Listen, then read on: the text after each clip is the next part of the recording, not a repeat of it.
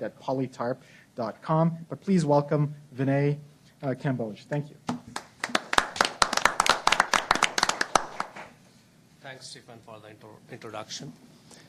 Good afternoon, everybody, and here and our audience on the webcast. I would like to thank the Minister and CG Ontario for giving me this opportunity to be a part of this very important discussion on the single tax. As already said, I work as controller and corporate treasurer for Polytarp products, and tax compliance and other legal compliances are a very major area of my responsibilities. I've worked with SMEs for the last more than 20 years, and I know the unique set of circumstances we work under in various capacities as finance, accounting, and administration. What I've seen in all these years is that compliance and taxes govern each and every aspect of running a business. As business managers, we deal with a lot of issues and want that our interaction with the government and taxes be as easy and simple as possible. Towards this, the government has decided. Towards this, we have been asking all the business community in Ontario for quite some years. We have people here who have been working for the last 20 years in these areas for a single harmonized tax. This will help in a lot of ways, as the Minister has already expounded, like claiming credits, one single return, one payment, and elimination of the cascading of costs, which we do not know. Many of the things we do not know. Like last week, I was trying to calculate where we are. I mean, many of the things do not even know how much is embedded in each and everything. We'll obviously be talking about more of these issues as we go along in this discussion. But GST, we all know, we have been dealing with it for a lot of years, and I'm told the tax base and structure is pretty much the same set of rules and everything pretty much the same. But yes, as with anything new, there's a lot of apprehension in the business community and for me also.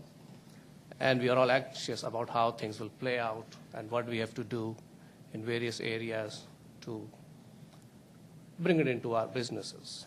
Like with 1 year for implementation, it looks like a long time, but we have to start discussing the implementation and planning of it now. We've already started internal discussions on this in our organization and how we'll do it. Like some of the areas where it is going to affect us, as I was talking to a few people here, our financing and budgeting because of the cash flows and all that. Our purchasing will be affected because we have to see where tax will be more, will be less. Sales decisions will be affected, all our selling policies on notes and all those things. Contract administration is another area, especially where we have long-term contracts or we are about on the verge of entering new contracts. That is an area we have to see. And most important, systems and compliance, like how will we do it, our changes to our accounting systems, changing to our staff training, HR resources, all those kinds of things. We are already talking about this and we'll be doing this and we'll talk more. We have, as mentioned, Steve here from the Ministry of Finance, who is more aware and will throw some more light on the nitty-gritties, how it's going to affect each and every of us. And I would like to be more enlightened on this also. So with this, I think I've said enough. I want more people to say more on these things. I'll pass it back to Stefan. Thank you.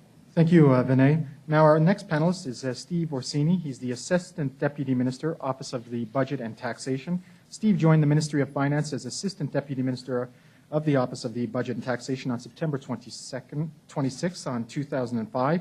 He has a history of working in the small business sector, where starting in 1986, he joined the Ministry of Economic Development and Trade in the Small Business Development Branch. For more information, again, you can go online at www.ofina.on.ca. Please welcome Steve Orsini. Steve? Thank you, Stefan. It's my pleasure to be here this afternoon and not only to participate on this panel, but also to hear your questions directly. Let me make a couple of points, and this is to pick up some of the earlier comments. Moving to a single sales tax is the most important thing the Ontario government can do to improve our economic future. And I'll explain why. It was part of a tax reform package that was announced in the Ontario budget and had three elements. Moving to a single sales tax on July 1st, 2010. In addition, providing $10.6 billion in tax relief for people over 3 years. And the third element is cutting corporate income taxes to the tune of $4.5 billion over 3 years. That's part of the comprehensive tax package. On the single sales tax, more than 130 countries around the world have moved to a value-added tax.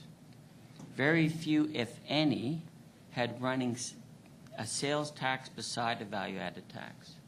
And as the Minister mentioned, that was imposing a heavy burden on society and for business in particular. We estimate with the federal government compliance costs of complying with Ontario's sales tax of more than $500 million a year that business had to comply with. That's every year. That wasn't going towards health care and education, or wasn't going to the bottom line in terms of jobs and investment. As a result of moving to a single sales tax, and it's proposed and it's moving forward as part of the government's announcement, in addition to other measures that the Ontario government has announced, for example, the government's legislated elimination of the capital tax and the proposed corporate income tax cuts, Ontario's tax rate on new investment went from among the highest in the industrialized world to one of the lowest. And our, what they call the marginal effective tax rate on new investment is being cut in half. It's going to have a significant impact on new investment, and this is designed to create jobs and encourage new investment.